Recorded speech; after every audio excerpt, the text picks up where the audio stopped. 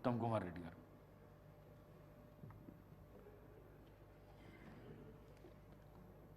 Speaker sir, గౌరవ ముఖ్యమంత్రి గారు ప్రవేశపెట్టిన సంతాప తీర్మానాన్ని సంపూర్ణ మద్దతిస్తూ వారు సూచించిన విధంగా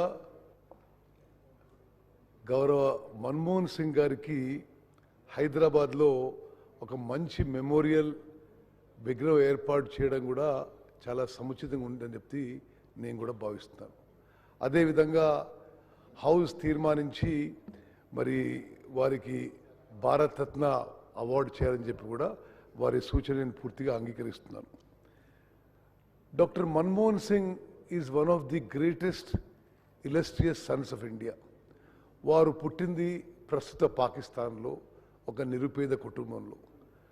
వారు అక్కడి నుంచి మరి ప్రస్తుత పంజాబ్కి వచ్చి అక్కడ చండీగఢ్లో మరి ఉన్నత విద్యను అభ్యసించి చాలా రేర్ వారు ఆక్స్ఫర్డ్లో క్యాంబ్రిడ్జ్లో మరి ప్రపంచంలోనే ప్రపంచ ప్రఖ్యాత 2 యూనివర్సిటీస్లో వారు ఉన్నత విద్య అభ్యసించడం కూడా మనందరం గమనించాలి. అదేవిధంగా ఈ దేశంలో ఉన్న ఉన్నత పదవులు చాలా వారు అలంకరించారు. వారు మరి ఫైనాన్స్ సెక్రటరీగా ఉన్నారు గవర్నమెంట్ ఆఫ్ ఇండియాగా, రిజర్వ్ బ్యాంక్ ఆఫ్ ఇండియా గవర్నర్గా ఉన్నారు, ప్లానింగ్ కమిషన్ డిప్యూటీ చైర్మన్గా ఉన్నారు, మరి యూనివర్సిటీ గ్రాంట్స్ కమిషన్ చైర్మన్గా ఉన్నారు, మరి దేశానికి గొప్ప ఆర్థిక మంత్రిగా ఉన్నారు, మరి రాజ్యసభలో లీడర్ ఆఫ్ అపోజిషన్గా ఉన్నారు, మరి 10 ఏళ్ల పాటు మరి భారతదేశానికి ప్రధానమంత్రిగా ఉండి అద్భుతమైన సేవలు అందించిన విషయం కూడా మరి ఈరోజు గుర్తు చేసుకోవాలి. మరి ముఖ్యమంత్రి గారు అన్నట్టుగా ల్యాండ్ అక్విజిషన్ విషయంలో ఒక ల్యాండ్ మార్క్ లెజిస్లేషన్ తీసుకోవడం జరిగింది. ల్యాండ్ అక్విజిషన్ విషయంలో ఎప్పుడు కూడా కాంగ్రెస్ పార్టీ మరి టాప్ లీడర్షిప్లో ఒక భావన ఏంటంటే ఈ ల్యాండ్ అక్విజిషన్ చేసినప్పుడు ఒక మానవీయ దృక్పథంతో ఒక హ్యుమానిటేరియన్ యాంగిల్తో మరి ఎవరినైతే మనం డిస్ప్లేస్ చేస్తున్నామో, ఏదో డెవలప్మెంట్ చేస్తామని లేదా ఇండస్ట్రీస్ పెడతామనో లేదా ప్రాజెక్ట్స్ కడతామనో లేదా మరో కారణంగా ఎవరినైతే డిస్ప్లేస్ చేస్తున్నామో అన్ని విధాలుగా వారికి మరి కంపెన్సేషను, రీలొకేషను, సరైన R&R ఉండాలని చెప్పి మరి మన్మోహన్ సింగ్ గారు ప్రధానమంత్రిగా ఉన్నప్పుడు ఒక ల్యాండ్ అక్విజిషన్ యాక్ట్ తీసుకునే విషయం మనం గుర్తు చేసుకోవాలి. అదేవిధంగా స్వాతంత్రం తర్వాత అడవుల్లో ఉండే అడవి బిడ్డలకి వాళ్ళు అడవుల్లో మరి డ్రిఫ్టింగ్ అగ్రికల్చర్ చేసుకుంటూ ఉంటారు. వారికి ఆ పోడు భూముల మీద ఏ హక్కు ఉండకపోవడంతో చాలా ఇబ్బంది పడుతూ ఉండేవాళ్ళు.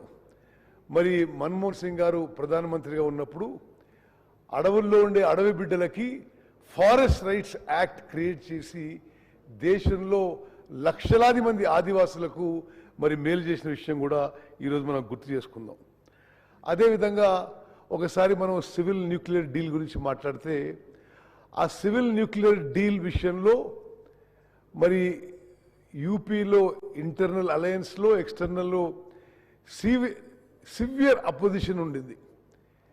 But doctor Manmohan Singh believed that is in the interest of the country.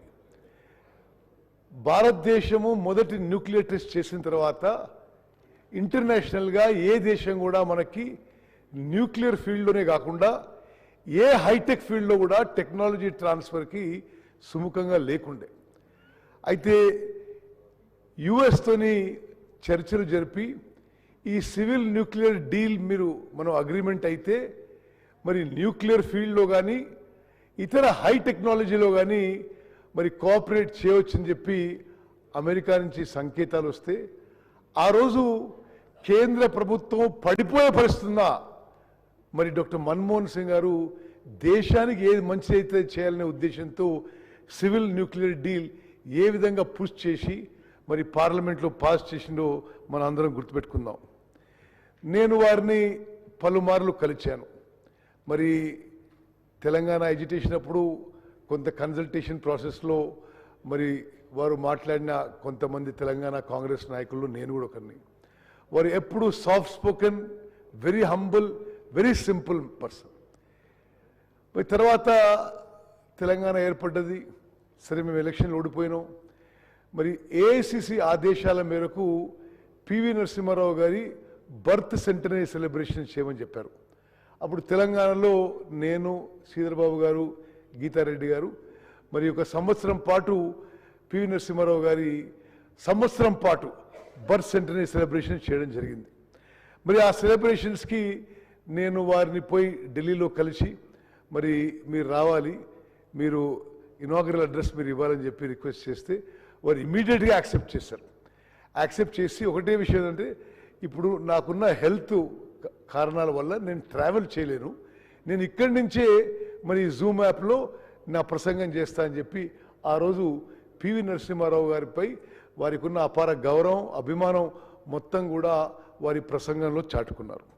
మరి అదేవిధంగా నేను ప్రస్తుత ముఖ్యమంత్రి, ఆనాటి ఎంపీ, అదేవిధంగా ఆనాటి ఎంపీ వెంకటరెడ్డి గారు, మేము పార్లమెంట్లో బయట ఒక దగ్గర కూర్చొని ఉంటే లోక్సభ అండ్ రాజ్యసభ ఎంపీసు బీజేపీ ప్రభుత్వం మీద, కేంద్ర ప్రభుత్వం నిరసన తెలియజేయడానికి మన్మోహన్ సింగ్ గారు 10 ఏళ్ల ప్రధానమంత్రి, ప్రపంచ ప్రఖ్యాత స్టేట్స్మెన్, వారు వచ్చి చాలా సింపుల్గా మా మధ్యలో ఆ నిరసనలో కూర్చున్నారు.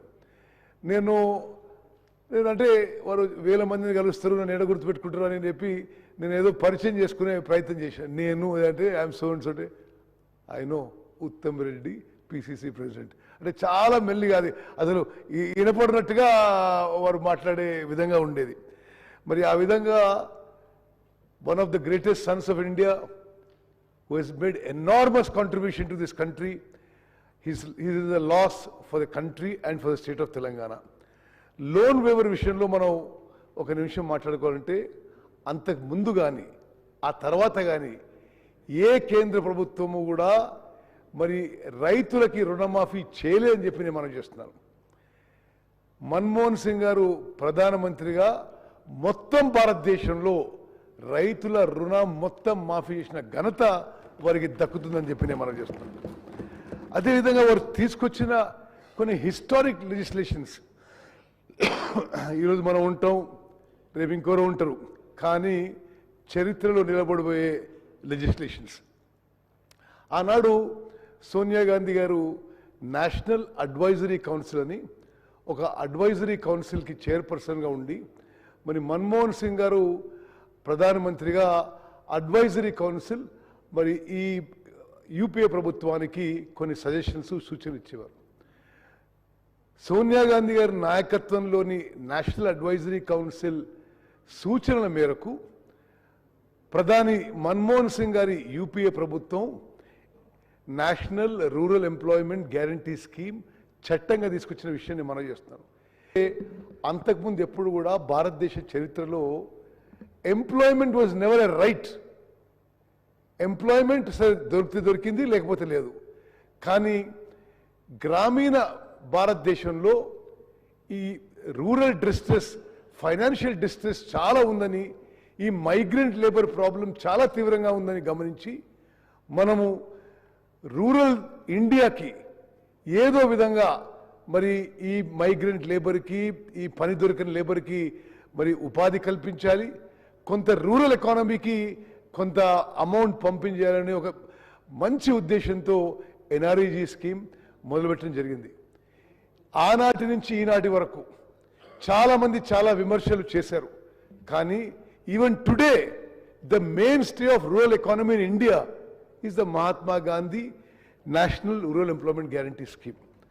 అదేవిధంగా ప్రభుత్వంలో ఉండేవాళ్ళు ఎవరు కూడా వాళ్ళని ఇతరులను ప్రశ్నించడం ఎవరికి ఇష్టం ఉండడం లేదు, రాష్ట్ర ప్రభుత్వాలకు కానీ కేంద్ర ప్రభుత్వాలకు కానీ. మరి మనం చూస్తున్నాం, అంటే ముందు కూడా కేంద్ర ప్రభుత్వాలను చూస్తున్నాం, తర్వాత కూడా చూస్తున్నాం, రాష్ట్ర ప్రభుత్వాలను చూస్తున్నాం. ఎవరైతే ప్రభుత్వంలో ఉన్నారో వాళ్ళు జవాబుదారితనంగా ఉండాలి, ట్రాన్స్పరెంట్గా ఉండాలి, ఇన్ఫర్మేషన్ ఎవ్రీ సిటిజన్స్కి అవైలబుల్ ఉండాలి అని రైట్ టు ఇన్ఫర్మేషన్ ఒక హిస్టారిక్ లెజిస్లేషన్ తీసుకొచ్చారు.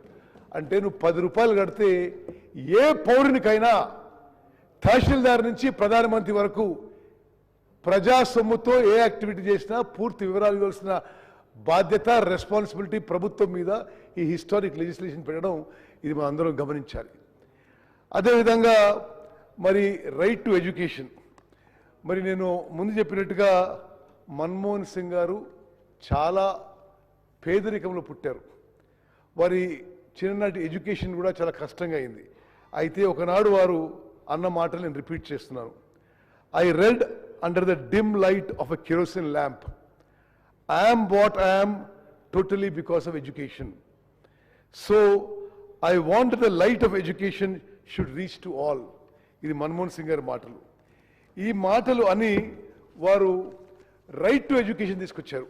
అంటే 6 ఏళ్ల నుంచి 14 ఏళ్ల వరకు ప్రతి పిల్లవాడికి education is a fundamental right. భారతదేశంలో అంతకుముందు ఎక్కడ లేదు. దానికి అనుగుణంగా మరి కేంద్ర ప్రభుత్వాలు కానీ రాష్ట్ర ప్రభుత్వాలు కానీ ఎడ్యుకేషన్ ఇన్ఫ్రాస్ట్రక్చర్ క్రియేట్ చేసి మరి ఇన్ని కిలోమీటర్ల లోపల 6 ఏళ్ల నుంచి 14 ఏళ్ల లోపల ఉండే అందరి పిల్లలకి మరి ఎడ్యుకేషన్ ఈజీగా ఫ్రీగా అందుబాటు ఉండే విధంగా ఈ చారిత్రక చట్టం తీసుకొచ్చిన విషయం కూడా ఈరోజు మనం గుర్తు చేసుకుందాం. అదేవిధంగా ఫుడ్ సెక్యూరిటీ యాక్ట్, దేశంలో ఎవరు కూడా ఆకలి చావులు చావొద్దనే ఉద్దేశంతో మరి ఫుడ్ సెక్యూరిటీ యాక్ట్ అని ఒక చారిత్రాత్మక ఒక హిస్టారిక్ లెజిస్లేషన్ మన్మోహన్ సింగ్ గారి ప్రభుత్వం తీసుకొచ్చింది. దాని కిందనే ఇప్పటి ప్రభుత్వాలు కూడా మరి తెలంగాణలో కూడా ప్రతి పౌరునికి 6 కిలోల బియ్యం ఉచితంగా ఇవ్వబడుతుందని చెప్పి నేను మనవి చేస్తున్నాను. చివరిగా స్పీకర్ గారు, it is a historic day for the Assembly of Telangana. The person who played a key role, instrumental role in the creation of Telangana, we are all paying tribute to him. నిస్సందేహంగా సోనియా గాంధీ గారు మరి UPA చైర్పర్సన్గా ఉండి, మన్మోహన్ సింగ్ గారు ఆనాటి ప్రభుత్వానికి కోalition గవర్నమెంట్కి ప్రధానమంత్రిగా ఉండకపోతే మరి తెలంగాణ రాష్ట్రం రావడం అనుమానమే. వారు ఇరువురు కూడా తెలంగాణ రావడానికి ఏమేమి చేయాలో అన్ని చర్యలు తీసుకున్నారు. ఆ రోజు మరి ఒకటి కాంగ్రెస్ పార్టీ నష్టపోతుంది అందరికీ తెలుసు. అదేవిధంగా ఒక ప్రాంతం వారు విడిపోయే పెద్ద భాగం ఉన్నవాళ్ళు చాలా తీవ్రంగా దీన్ని వ్యతిరేకిస్తున్నారు. ఎవరేమనుకున్నా సరే మరి తెలంగాణ రాష్ట్రం ఇవ్వాలనే దృఢ సంకల్పంతో సోనియా గాంధీ గారు మన్మోహన్ సింగ్ గారు ముందుకు పోయినందుకే ఈరోజు తెలంగాణ రాష్ట్రం ఏర్పడదని చెప్పి ఈరోజు శాసనసభలో మనం రికార్డ్ చేసుకోవాలి. ఎందుకంటే ఆ రోజు మనం పరిస్థితి గమనిస్తే కాంగ్రెస్ పార్టీ అధికారంలో ఉంది. లోక్సభలో మరి చాలామంది సభ్యులు దాన్ని వ్యతిరేకిస్తున్నారు. అయినా సరే ఎవరేమనుకున్నా సరే ఇది న్యాయం, ఇది ధర్మం, ఇది చేయాల్సిన పని, ఇది మాట ఇచ్చినామని చెప్పి లోక్సభలో ఈ తీర్మానము ఈ చట్టం పాస్ చేశారు. అదేవిధంగా రాజ్యసభలో చట్టం పాస్ చేశారు. అదేవిధంగా president of India gazette notification మరి ఇవ్వడంలో కూడా మన్మోహన్ సింగ్ గారి పాత్ర ఇవన్నిటిలో గొప్పదని చెప్పి నేను మనం చేస్తున్నాను. చివరిగా నేను ఆ రోజు తెలంగాణ కాంగ్రెస్ పార్టీ నుంచి ప్రతినిధిగా ఒక విషయం ఈరోజు ఆన్ రికార్డ్ చెప్పదలుచుకున్నాను. ఆ రోజు తెలంగాణ రాష్ట్రం ఇవ్వాలనా వద్దా, ఇస్తే హైదరాబాద్ నగరానికి ఏ స్టేటస్ ఇవ్వాలి, హైదరాబాద్ నగరానికి వచ్చే ఆదాయం ఎట్లా విభజించాలని పలుమార్లు చర్చలు జరిగినాయి. ఆ కన్సల్టేటివ్ మీటింగ్స్లో నేను కూడా తెలంగాణ కాంగ్రెస్ ప్రతినిధిగా పాల్గొన్నాను. ఆనాడు కూడా ఉమ్మడి ఆంధ్రప్రదేశ్లో 23 జిల్లాలు ఉంటే సరే హైదరాబాద్ నగరం was the financial capital, was the financial source of combined Andhra Pradesh also. Srikrishna commission కూడా ఎప్పుడైతే ఆప్షన్ 1 to 5 రాశారో మరి వేరు ఆప్షన్స్ ఇచ్చారు. మరి రాష్ట్రాన్ని విభజించినప్పుడు హైదరాబాద్ ఇట్లా చేయాలి అట్లా చేయాలని. కానీ నేను ప్రత్యక్ష సాక్షిగా మనవి చేస్తున్నాను, ఆనాడు సోనియా గాంధీ గారు మన్మోహన్ సింగ్ గారు తీసుకున్న నిర్ణయం అండ్ అన్ఎన్కంబర్డ్ హైదరాబాద్ అంటే ఎటువంటి ఆంక్షలు లేకుండా Hyderabad will be A capital of Telangana, all revenue Hyderabad will come to Telangana అనే నిర్ణయం తీసుకొని ఈరోజు తెలంగాణ రాష్ట్రం ధనిక రాష్ట్రం కావడానికి, for Telangana Rashtra, for Telangana state to be the map of India, for the Hyderabad to be the fastest growing city in the country, and for Telangana to be fastest growing city. I mean, it is a contribution of Sonia Gandhi and Manmohan Singh. Speaker garu, nenu variki gananga nivaళులర్పిస్తూ ముగించుకుంటాను. జై హింద్.